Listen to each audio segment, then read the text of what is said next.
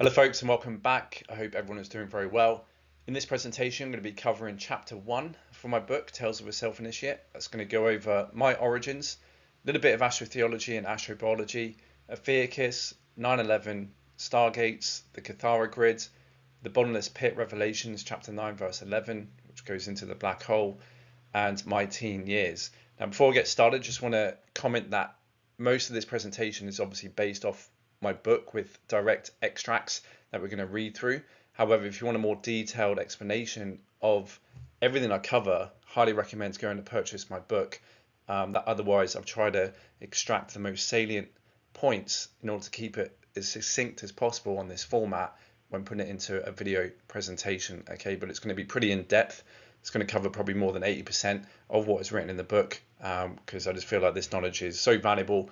It needs to be shared at least freely, but if those who want to download and have a copy for themselves to go through on a paperback format or in digital download, highly recommend jumping over to my website, links below, in order to purchase it yourself. So with that being said, let's dive straight into this. So with my origins, I was born on the 26th of February 1989 in Brisbane, Australia, and as you can see here on the left, there is a natal chart under the 12 sign tropical model of astrology. Okay, now what's interesting here is we observe, which we'll then see as a result of this, outpicture down below in the microcosm within my biology under astrobiology, certain influences that were fixed in the stars and the heavens, so to speak, as above the causal realm, certainly imbued a problem medically for me as a baby within the first year of my life. Okay, because I had inflamed tonsils.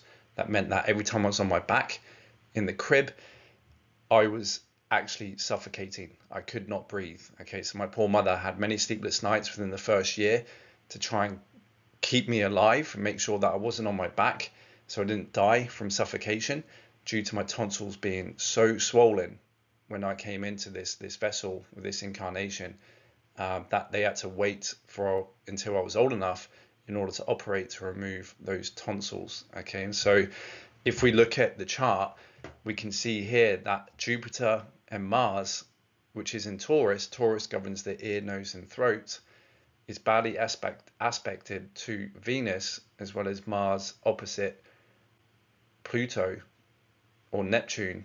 No, it's Pluto, sorry, in Scorpio.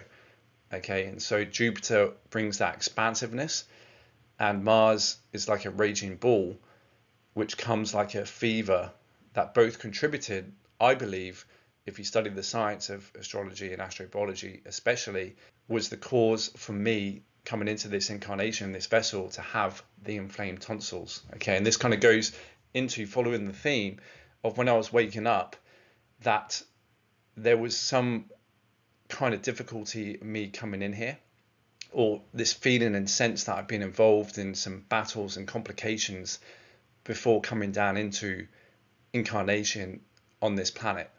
And this goes into me feeling like my right hand side is very much different, had been mortally wounded as compared to my left hand side, and this schism and asymmetry, especially, that I can actually even see outpicture in my physiology, and has been confirmed with a few other mystical experiences that I have had, which is very interesting to consider, given that when we go through what I've otherwise introduced in the introduction, we are living in a mutated reality system that has had damage holographically with the mathematics and the geometry that we all take on the template of. Okay, so even within the solar system, with the so-called planets and its arcs and angles between one another on a natal chart, can actually indicate whether you're going to have any physiological, biological, medical problems in your life. And certainly for my case, it was the inflamed tonsils. Okay, so that was very interesting. Looking at the other aspects of the chart, you can see that I'm a Pisces, Sun is in Pisces, and we also have my moon sign in Scorpio alongside Pluto. Okay, then you got Neptune, Saturn and Uranus in Capricorn, and Mercury in Aquarius alongside Venus, just on the cusp of Pisces there, and the north and south nodes respectively, Pisces, Virgo. Okay, and my ascendant being Leo under this model.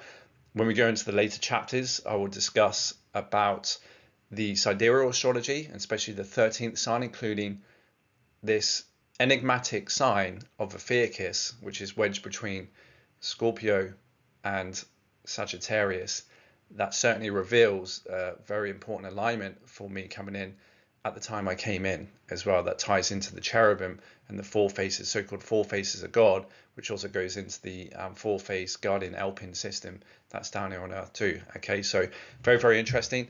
As soon as I come in here, had some problems. It was as if like, I was trying to be snuffed out as soon as I came in, but managed to, push through that. No thanks to my mother and my parents looking after me and having the operation to remove my tonsils. And so, yeah, Taurus governs the ear, nose, and throat.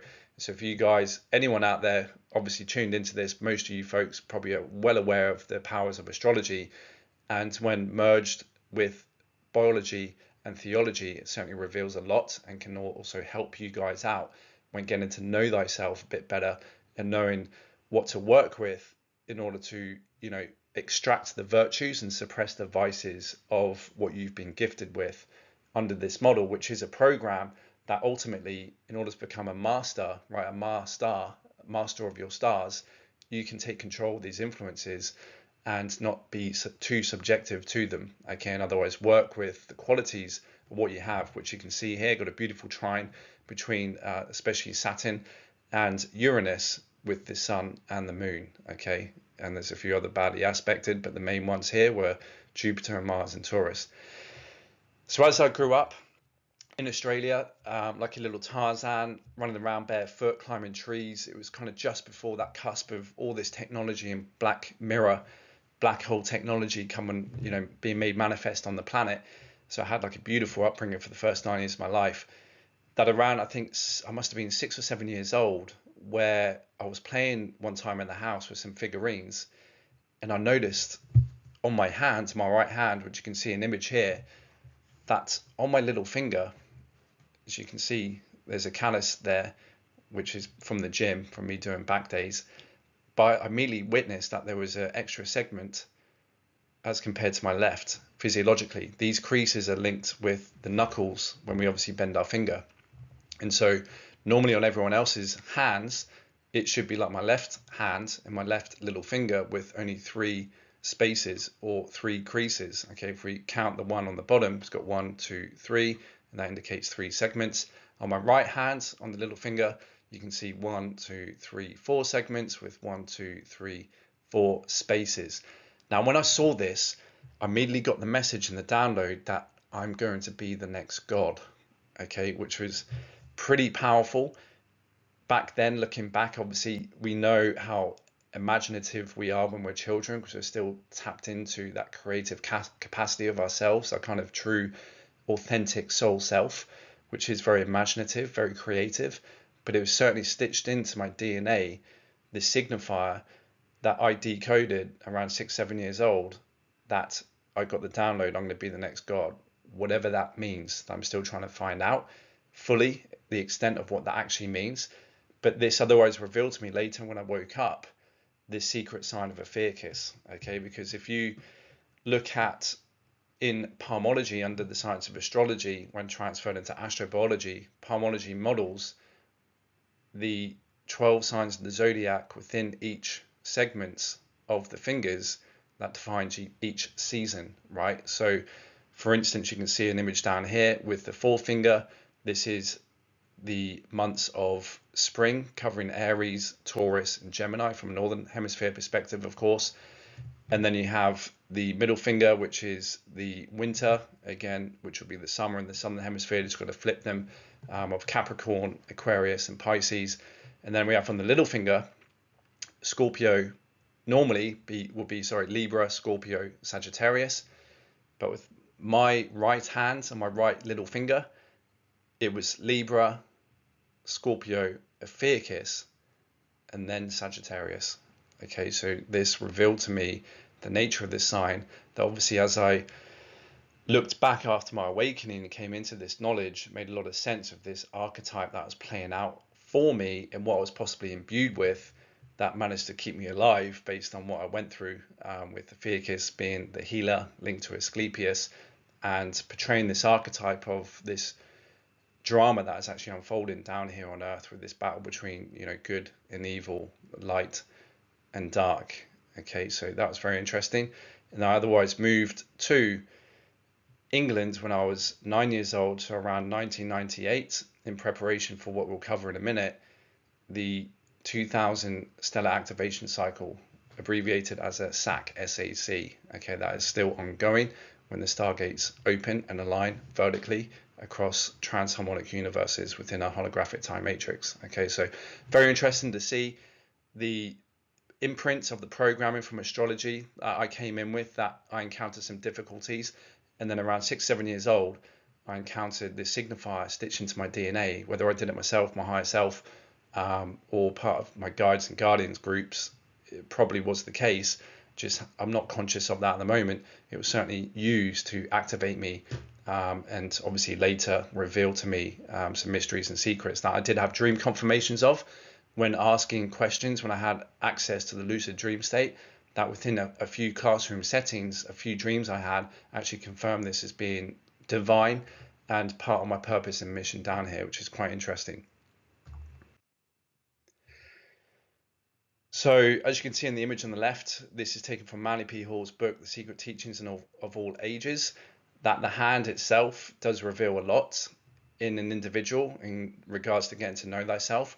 So I just want to read an extract that he explains from this image, which is titled The Hand of the Mysteries, author unknown. Okay, so Manly writes about the image: the original drawing from which this plate was taken is designated the hand of the philosopher, which is extended to those who enter into the mysteries. When the disciple of the great art first beholds this hand, it is closed, and he must discover a method of opening it before the mystery contained therein may be revealed. In alchemy, the hand signifies the formula for the preparation of the tincture physicorum. The fish is mercury, and the flame-bounded sea in which it swims is sulphur, while each of the fingers bears the emblem of a divine agent through the combined operations of which the great work is accomplished. The unknown artist says of the diagram, the wise take their oath by this hand that they will not teach the art without parables. To the Kabbalist, the figure signifies the operation of the one power, the crowned thumb, in the four worlds, which are the fingers with their emblems. Besides its alchemical and Kabbalistic meanings, the figure symbolizes the hand of a master mason with which he raises the martyred builder of the divine house. Philosophically, the key represents the mysteries themselves, without whose aid man cannot unlock the numerous chambers of his own being. The lantern is human knowledge, for it is a spark of the universal fire captured in a man-made vessel. It is the light of those who dwell in the inferior universe, and with the aid of which they seek to follow in the footsteps of truth. The sun, which may be termed the light of the world, represents the luminescence of creation, through which man may learn the mystery of all creatures, which express through form and number. The star is the universal light, which reveals cosmic and celestial verities. The crown is absolute light, unknown and unrevealed, whose power shines through all the lesser lights that are but sparks of this eternal effulgence. Thus is set forth the right hand or active principle of deity, whose works are all contained within the hollow of his hand.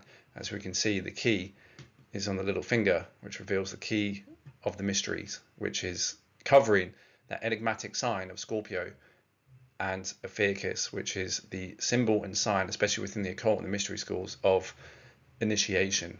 Okay, so very, very interesting.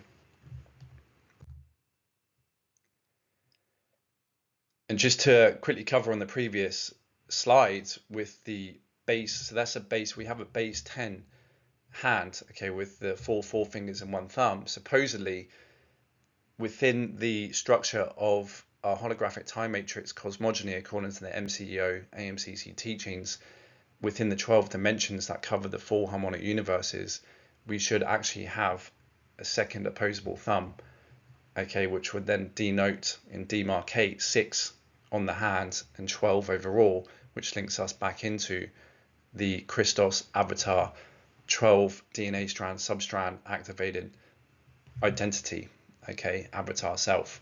So that's very interesting that given the mutations down here, we're running kind of like a base 10 program, which goes into the Sephiroth and the Kabbalah, which goes into the fallen Seraphim races and the fallen Anu Elohim, who are base 11, but they all run off everything, all kind of mathematical systems that are sub 12, okay? And so even within our anatomy, we are meant to have, if we're Christed avatar level beings, within a universal system that hasn't been damaged and carrying the mutations, a second opposable thumb that will demarcate the 12, okay, when put together, the 12 dimensions across the 4 harmonic universes, which will become more obvious in a minute when we go through the Stargate structure of the Kathara grid.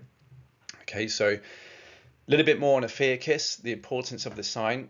We have obviously here a snapshot of the stars surrounding this section of the heavens where Ophiuchus is, with Scorpio, Sagittarius. You can imagine the ecliptic.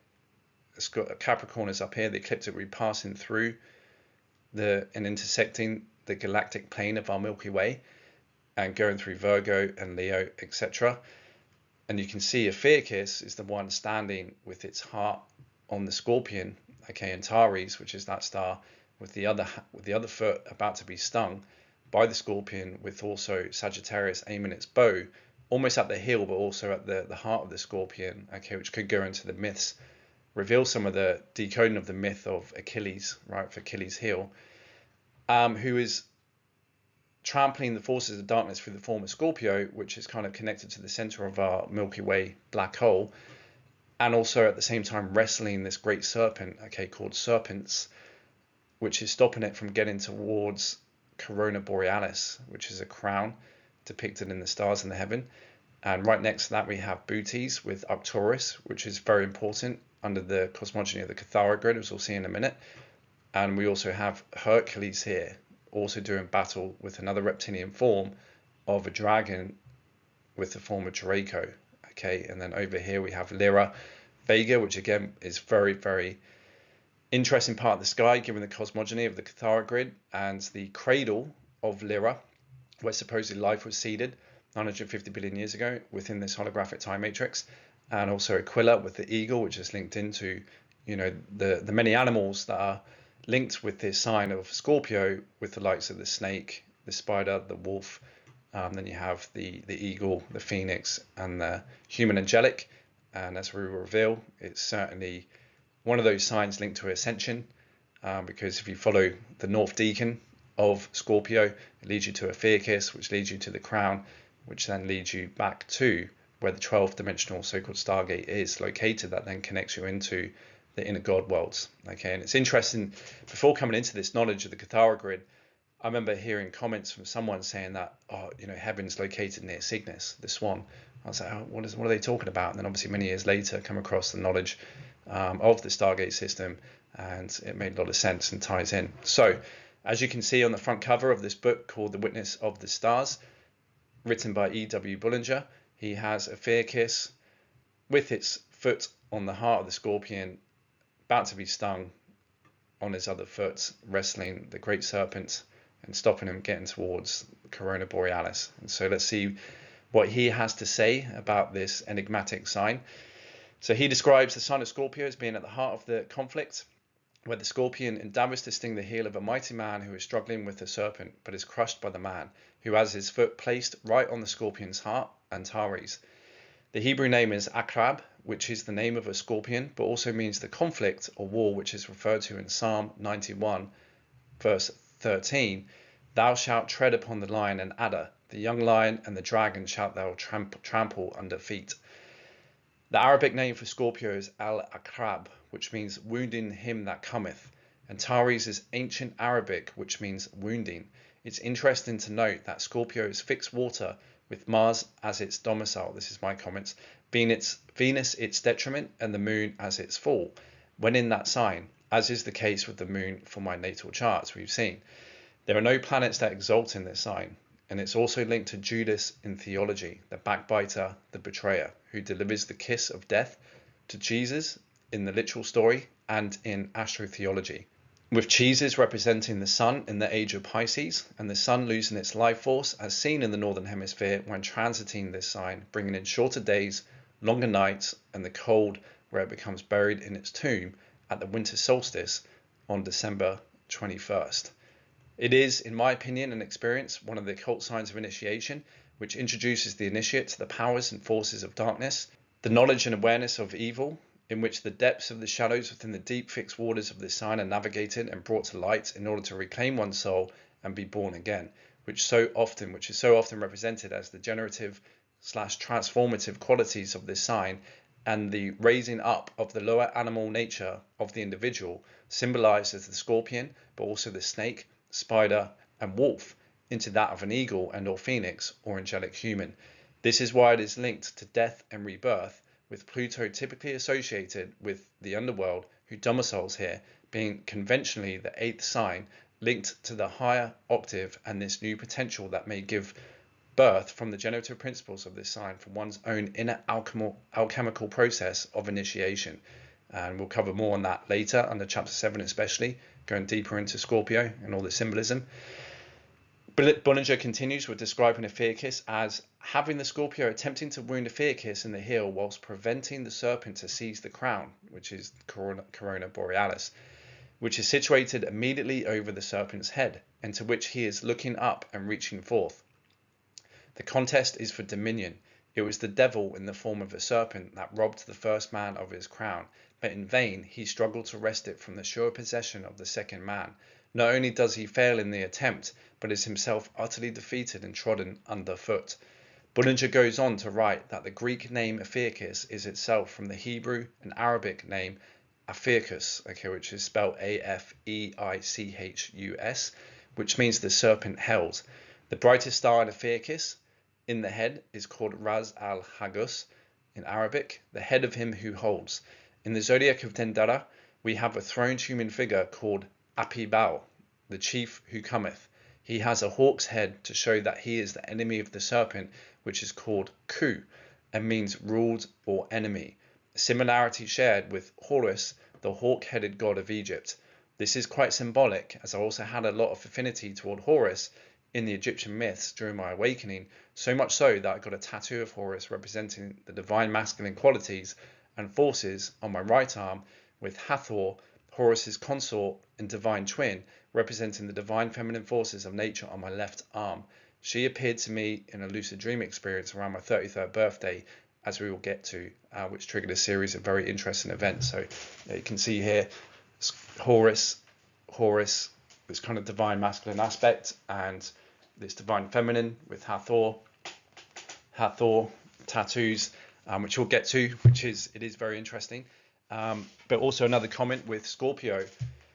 From a Northern Hemisphere perspective, obviously it happens around November, right? So it'll be October 21st and November 21st, typically, is under the tropical model when the so-called influences of Scorpio do come through that programming. We also have, obviously, I spent a lot of my time from my early days of awakening and the kind of 2 or 3 years since 2017, around November time in the UK, in the Northern Hemisphere, I was encountering, certainly very evil aspects of this sign through my initiations and tests, with especially using entheogens, right, that we'll go into, that I introduced in the previous presentation under the introduction.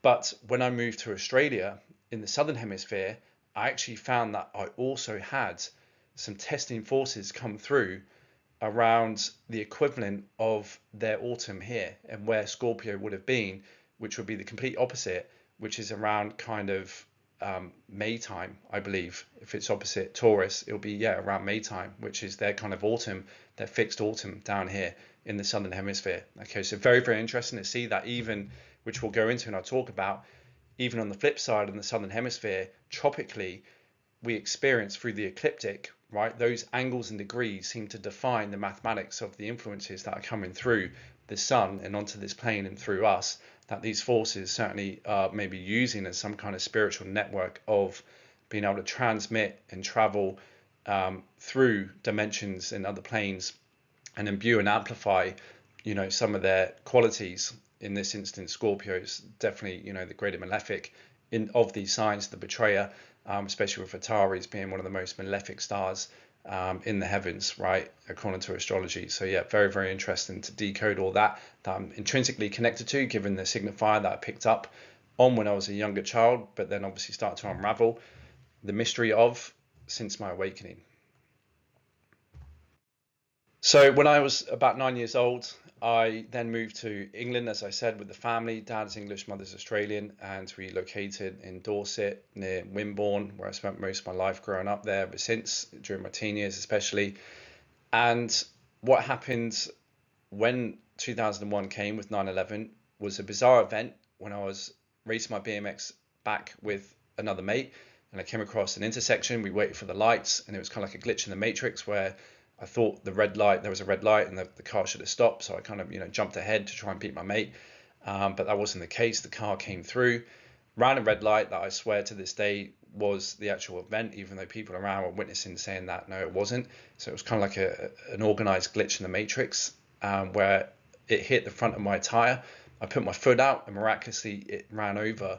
Lucky it didn't crush my leg, but just ran over the top of my foot with both wheels as it came screeching to a halt, effectively crushing my foot and breaking it in 3 places on the metatarsals, rendering me unable to be in school, obviously, when this happened on the following Monday. So I think this either happened on like a Friday or at the weekend, and I believe it was around a Monday with this date where the Twin Towers got hit, which meant that obviously me recovering and getting treatment, I couldn't be in school, and I was there watching daytime TV and got interrupted and watched this whole event unfold live.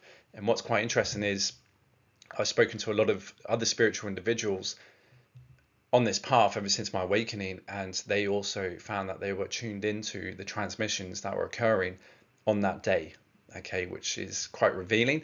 That otherwise again connects into, we'll see in a minute, Revelations 9:11 and this black hole, bottomless pit, and these forces, okay, that are residing there, and this kind of battle between good and evil, which is, yeah, like I said, very interesting. So what we'll look at now is unpacking this event as according to the MCEO AMCC teachings. Okay, so there is much to unpack with 9/11 that goes into exopolitics and the world system, spearheaded by the United States, ending the 17-year bankruptcy, with many theorizing that the White Hats were going to establish the Nasara Jasara that was rumored to take place that day if the towers had not been taken down, which would have taken the world's monetary system back into the sovereign hands of government that was for the people and not controlled by private banking cartel families, and kickstart this new golden age of the 1,000 years of peace as prophesied in the Bible with Christ's millennial kingdom under this new age of Aquarius. The occult symbology of the Twin Towers and 2 pillars of Freemasonry was obvious, along with their long-planned agenda to unite the world under a new world order, as evidenced on the US $1 bill, and what followed with the building of the One World Trade Center rising from the ashes.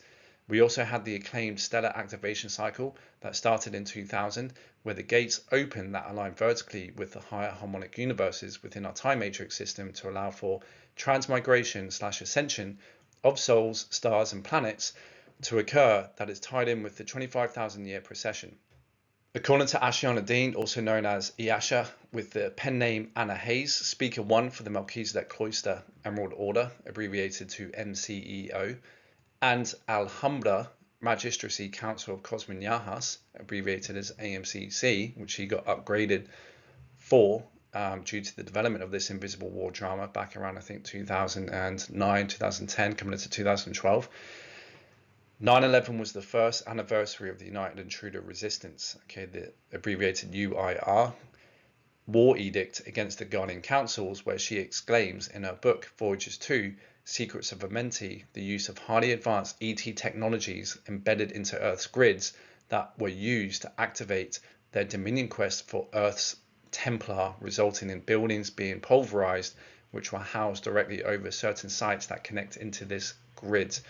Okay, and these technologies she describes as scalar wave, subsonic muon waves, and psychotronic weaponry that taps into the energy fields from higher dimensions that are then pulsed and transmitted remotely through this whole grid network of organic and artificial systems of energy that have been implanted here into Earth's grids. Okay, so you have on the organic side the natural fabric of the Stargate systems and the acupuncture sites of the actual tonal lines and the kind of energy centers. Then you have also on top of that the kind of mutated artificial black hole races technologies in order to help run their programming and mathematics to try and capture certain locations and obviously inevitably work towards their ultimate agenda of sucking as much quanta into their black hole alignment as possible, which is at the center of our Milky Way galaxy. Okay, so this is taken out of Iaş's book Voyages to the Secrets of Amenti. All right, so the site of the World Trade Center Twin Towers buildings in New York City is one of numerous spike sites, Phoenix spike sites, in New York City that connect directly to the Phoenix wormhole via the Manhattan Vortex and Montauk Phi-X Falcon APIN. Now, APIN stands for Atlantean Pylon Implant Network Systems, which are crystalline-based technologies that, again, are like acupunctures to help anchor and run frequencies and control the mathematics within Earth's grids in subtle body anatomy, okay, controlling the elemental kingdoms and the atomic kingdoms, etc. So the area of the Pentagon that was damaged in the September 11, 2001 terrorist attacks was built over another primary Phoenix spike site, as are numerous other buildings in the White House in the Washington, D.C. area. The third Phoenix spike site, the UIR had hoped to put online with the Falcon, is located in Philadelphia, PA. The UIR mobilized the Bin Laden sleepers group to orchestrate the terrorist attacks in New York City and DC in order to produce a cover to hide the potential effects of the trumpet pulse that was to be sent to the Phoenix spike sites at these locations. If the World Trade Center towers just happened to fall down, and if part of the Pentagon just happened to collapse around the same time, somebody would definitely take notice. The terrorist attacks were staged by the Bin Laden and related UIR Illuminati sleeper factions to create a public smokescreen should the trumpet pulses cause collapse of the buildings atop the Phoenix spikes. This is the reality of what took place on September 11, 2001, as the UIR began their aggressive campaign to accelerate their One World Order Dominion agenda. Okay, so we've got a lot more to unpack in regards to these esoteric, covert, interdimensional technologies, energies, and weapons, okay, that will reveal, certainly when overlaid with the Stargate map, a lot of reasons why there's conflict in certain areas. And like I said, when looking back, when I went over in my introduction video, why people may have been led to certain places and why certain things are built over certain sites. Okay, so if you imagine you're in your ship, hovering above Earth, looking down at the grids, and you use what she calls photoradionic scanning equipment, you will see a lot of these so-called grids that are shaped in particular forms as well, in particular animals like the falcon, okay, that she refers to here in the phoenix, that you can see where these sites and these crystal pins are positioned in order to help run energy and particular geometries and buildings that are obviously built there on purpose to kind of cover up and actually help anchor and run the energies into those grids. So it is fascinating. So here on the left we have a diagram of the Stargates here on Earth and what they're connected into, and on the right we have what's called a Kathara grid. Okay, so take it from my book. The diagram displayed is a representation, this is the one on the right, the Kathara grid, is a representation of what is called the Universal Kathara Grid, okay, which stands for Light Sound 1, Kathara. To introduce the model of creation as taught by the MCO AMCC teachings, there are supposedly 5 densities, which are harmonic universes, within which 3-dimensional existence takes place, with each harmonic universe being separated by interdimensional/density locks of different frequencies of forms along the scale, with the lowest density 1 being carbon-based, density 2 half carbon, half silica, density 3 pure silica, and density 4 liquid light beings. Density 5 houses the primal light and sound fields and the reality domains that connect to the inner God world domains. This forms a 15-dimensional 5-density holographic time matrix, which you'll see in later diagrams in the next chapter, I believe, or the chapter after that. Okay, but here you can only see up to the 4th harmonic universe. Each harmonic universe within each time matrix exists within the same space, but are separated by vibration, frequency, and angular rotation of particle spin, which is ARPS for short, ARPS. She also goes into base pulse rhythms, okay, and which otherwise align with probability maps, zones, timelines, and what affects the pulsation of time, the experience of time, whether it's fast or slow. Okay, so it's really fascinating. As you can see in the diagram, each dimension has a corresponding star system associated with it on the universal scale that connects across the 5 densities harmonic universes within each time matrix. Within our time matrix, each dimension is associated with a planet or sun within our solar system, referred to as a galactic stargate, GSG, as you'll see on the map there, which in turn has its correspondence on Earth as listed on the left under Earth's 24 primary signet locations. As you can see in the diagram, the cradle of Lyra is associated with density 4 of dimensions 10, 11, and 12 that form the higher frequency bands of liquid light in that harmonic universe. Remember, I mentioned that importance of that section of the sky leading up from Scorpio Ophiuchus, Corona Borealis, Arcturus, and then Lyra Vega. That's why it's very important. The three stars associated with these three dimensions in Lyra are 10 Vega, 11 Avion, and 12 Aramitena. We will see later how each of these three are associated with particular races who were seeded here at the beginning of our time matrix, according to the MCEO AMCC teachings, when we go into the Christos founders races and the genealogy of the seeding of a holographic time matrix, okay, which is very interesting. So just to read from here again, the diagram, it says 12 universal stargates, the 12 primary stargates that link 4 matter density levels in 12 of the 15 dimensions within our time matrix. Universal stargate 12 connects with the primal light Kira antimatter trion fields of dimensions 13 to 15, and the transharmonic primal Kundalini sound field Marji time cycles that link to neighboring time matrices. Secondary universal stargates link variously into various interstellar locations by the 12 primary universal stargates. 12 galactic stargates are interface stargate links to 12 universal stargates.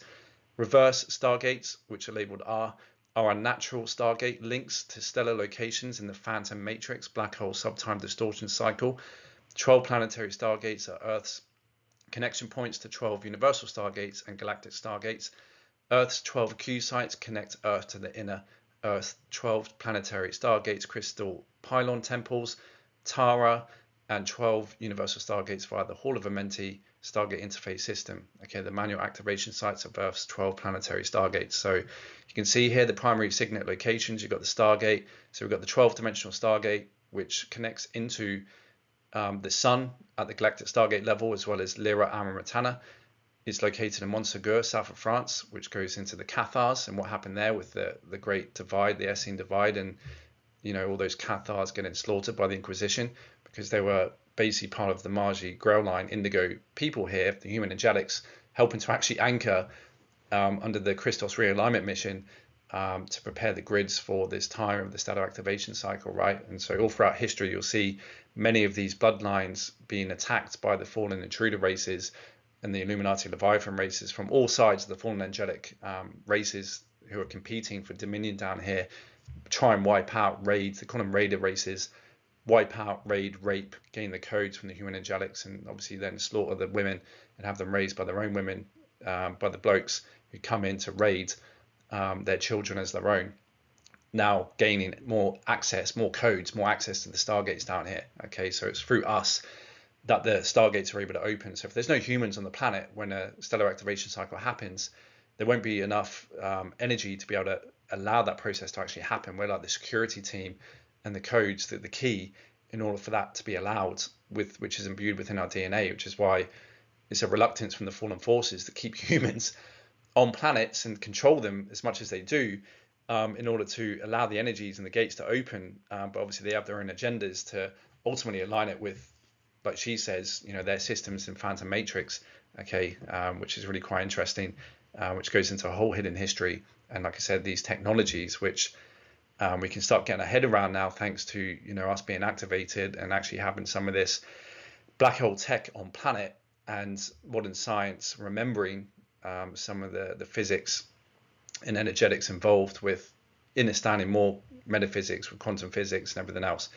So we have the Templar Q site that controls the Stargate site here in Montségur, south of France, which is in Kauai, Hawaii. Then we have Stargate 11, which is South England, Vale of Pusey, that's in Somerset. I visited that location and talk about later in a later chapter, some interesting experiences there. We have the Temple Q site, which is the I Island in South Island in the Irish Sea. Then we have Stargate 10, which is Abadan, Iran, which is the Q site for that is Al Basra, Iraq. So just think about the conquests and why the politics, especially surrounding, and the religions surrounding these particular sites on Earth. It kind of makes a lot of sense why there's been a lot of attention, right, and agendas, and maybe like especially with what happened after 9/11, going to Iraq especially. Why?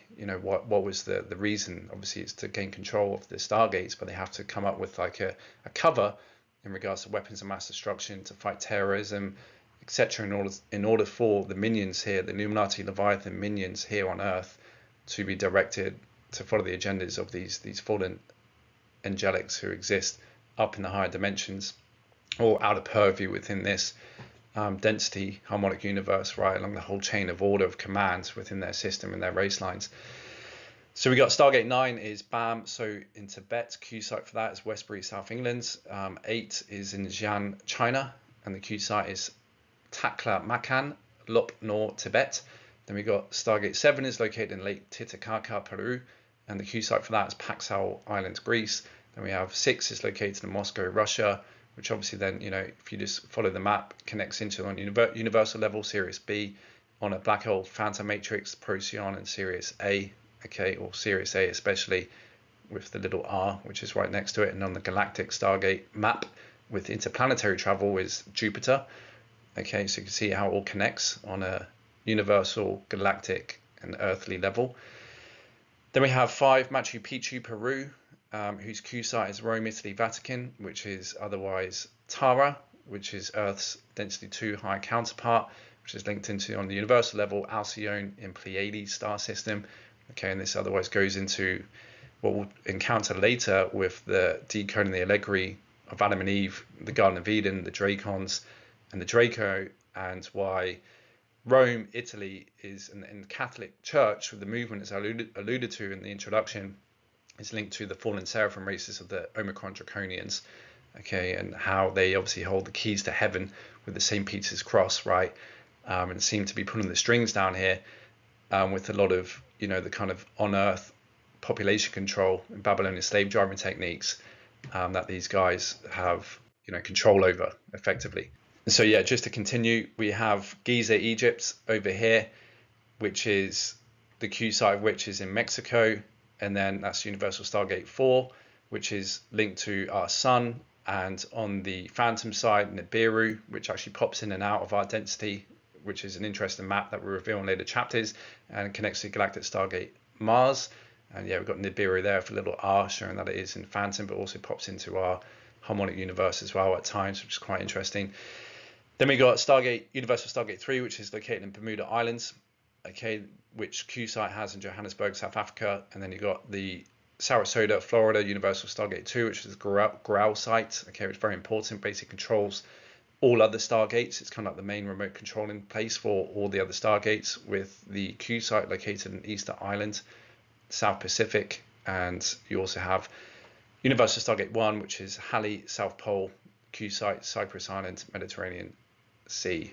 Okay, and so these V1, V2, V3 refer to vortexes, okay, that go into more in depth in her book that I highly recommend. That's otherwise located in Nepal, Himalayas. Then you've got Jerusalem, which is why Jerusalem has been hotly contested for, because it is linked into Sarasota, Florida, which is the main growl point for the whole Stargate system here on Earth. And also you've got Vortex 1 site is Painted Desert in Arizona. Okay, so you can see here this model, which is juxtaposed, as we'll compare to later. The Kabbalah is a base 12 system that plugs right into the cosmogony and mathematics of an eternal life system of how God source originally intended reality, external reality domains to be. And what happened, as we're going to the history later on, is a schism that basically imploded the gates of dimension 12 and shut off from dimension 11 down all these 4 harmonic universes into time, and kind of severed the connection back to God source and the higher God worlds that existed through density 5, okay, and the inner Eka, as we'll go into, due to wars and convolution of consciousness, etc., from the Anu Elohim and the fallen seraphim races, and basically interdimensional wars and schisms within the Stargate structure that led to black hole. So as you can see here on the map, I've got this behind me on the wall, which you can otherwise purchase at Arhayas production, or arhayas.com, which is Iash's website, where you can gain access to a lot of these materials and help support her work. That you can see where all these are located, okay, and the legend down below, the Horse of Amenti planetary sites, okay, so you've got all these different Stargate, 12 Earth Stargate access sites that you can see located. Then you also got the vertical primary axiatonal lines, star crystal seals, all of these kind of vortex sites and wormholes as well that go into also the Ark of the Covenant Stargates. You also have the Jehovian seals, the Phi X wormholes, okay, and the parallel wormholes, as well as the Nibirian crystal temple bases, the sextant seed atom, 4 black hearts, sextant seals, the wormhole swastika or triangulation, the 666 Apollyon seals. So these are all kind of locations of the black hole intruder races, which are symbolized by the cubes and a lot of the stuff that are in the legends down here with these symbolisms. Okay, and you can see here around Bermuda, there's 2 wormholes that connect into Phantom Matrix, which is why that zone is always experiencing some weird phenomenon, supernatural, paranormal phenomenon, magnetic anomalies, as I alluded to in the introduction, that we'll go into in later chapters. That's otherwise connected if you draw a line straight up into the site of the Twin Towers, and so you can follow along these lines and these bases and where these places are with these covert technologies, how they run energy, and why you get certain things out picture, like with what we experienced in 9/11, that time with the Twin Tower attacks. So very, very useful when doing your research and looking back upon your life, where you had been moved to and why, because you're probably assisting in the grids, hopefully as part of the Guardians and the Christic Order of the Emerald Order, and not as the Metatronic crew. Okay, if you are, that's fine. A lot of these sites where all these bad energies are, some people, even the Christics, are moved to help counteract them being activated, to kind of almost deactivate them as well at times. So there's a whole invisible war drama that's going on, that people are being moved subconsciously. Obviously, once you awaken, it becomes more conscious of your participation in all of this. That otherwise works for your family, friends, as to why you've been moved out, why you had holidays in certain locations. I certainly start to connect the pieces of the puzzle together that reveal to me, oh my goodness, yes, this is actually happening, and this is a model that I can work with, because throughout my history I've observed, and it matches where I've been moved to, so it can actually help give it more credibility and explain for me with these observations that this is true. Okay, and it certainly gives it more salience and credibility, as I said before, when considering it, when assessing and getting to know thyself and working out what the Jaffa cake is going on down here. And the main agenda, the main goal, is dominion of this Stargate template pillar system, not only on the universal level, but the galactic level, as well as on Earth on the planetary level too. And that's what you see covertly being the reason behind most wars and conflicts and dominion quests here on Earth. So again, this all connects back into this section of the sky. As I said before, Lyra Vega, Ophiuchus, North Deacon of Scorpio, okay, and then we got Arcturus, remember, in Bootes, which was Universal Stargate 7, which will become very salient later, because that connects into the fallen Anu Elohim, Arcturus in the Phantom Matrix, and why they're, especially within the Jehovian texts of the Kabbalah, are so fascinated with the number 7. God loves the number 7, right?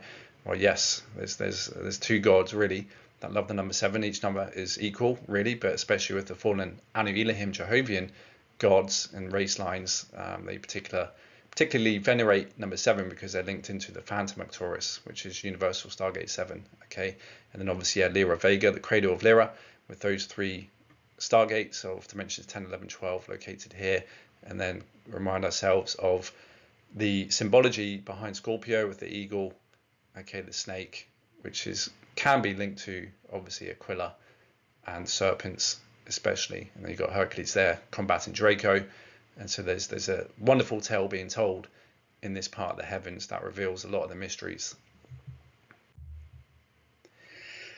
So the bottomless pit, Revelations 9:11 reads, "And they had a king over them, which is the angel of the bottomless pit, whose name in the Hebrew tongue is Abaddon, but in the Greek tongue his name Apollyon," which from my research looks like it coincides with the black hole at the center of our Milky Way galaxy that Saturn and our moon are connected to, that is part of this fallout in heaven which occurred that resulted in our Milky Way galaxy, supposedly, according to E. Asher and the teachings, being a quantum fallout from Andromeda, which is also known as M31, due to high dimensional wars and cataclysms with the gates, which now resembles a semi-fallen system of what she terms Metatronic, antichristic, mathematical black hole, full subtime distortion system, phantom matrix anomaly that uses reversed death sciences and vampire wave technologies to mutate and feed off of all planets, stars, and living life forms within our galaxy, that this black hole, Apollyon, is the seed and portal to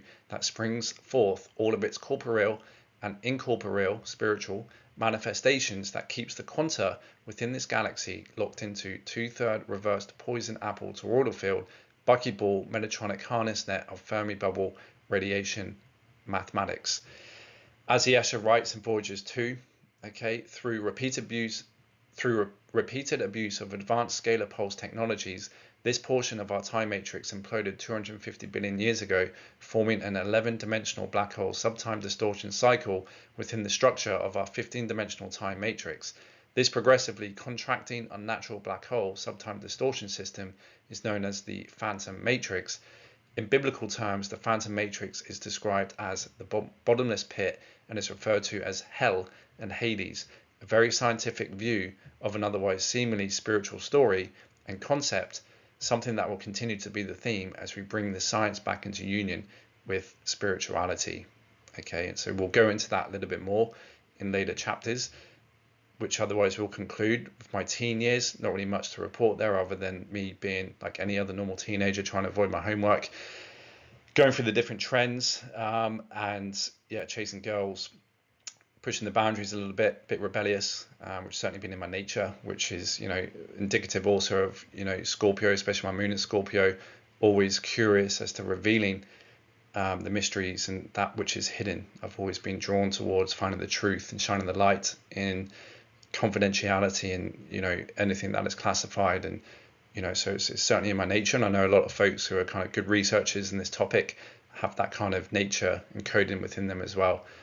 So yes, next chapter, we're going to get into banking and the law and the esoteric side of banking and the structures here on Earth, which tie into my economics degree that I later did after doing some traveling, working on super yachts. I basically left school, did first year of sixth form, and then did a private course to become a personal trainer, sports massage therapist around 17, 18 years old. Did that for about a year. Then I went to work on super yachts, which I made a yacht called Phoenix out of all the names.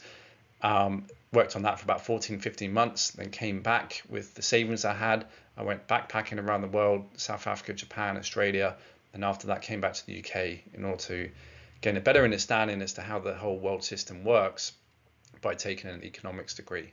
Okay, so we'll see you over there in chapter 2. Thanks for watching. As always, stay safe and stay sovereign. Ciao for now.